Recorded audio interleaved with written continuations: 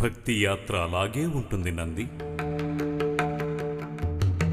ఏ క్షణంలో భక్తుడు భగవంతుడితో తన బంధాన్ని అనుభవిస్తాడో తనకి పరమసుఖం అనుభూతి అవుతుంది. ఎప్పుడైతే ఈ అనుభవం తన మనసులో ఉండదో సంబంధం అప్పుడు కూడా అలాగే ఉంటుంది. భక్తుడికి భగవంతుడికి ఉన్న సంబంధానికి ఇదే నిర్వచనం. ఎప్పుడైతే భక్తుడు భగవానుడి ధ్యానం చేస్తాడు అప్పుడు భగవానుడు భక్తుడిని అనుగ్రహిస్తాడు.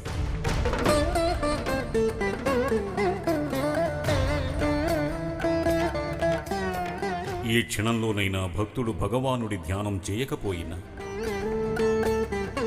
అప్పుడు కూడా భగవానుడు భక్తుడి మీద శ్రద్ధ చూపిస్తూనే ఉంటాడు. అందుకే నీవు అలా అనటం సరైనదేనంది. నేను పని మీదే ఉన్నాను.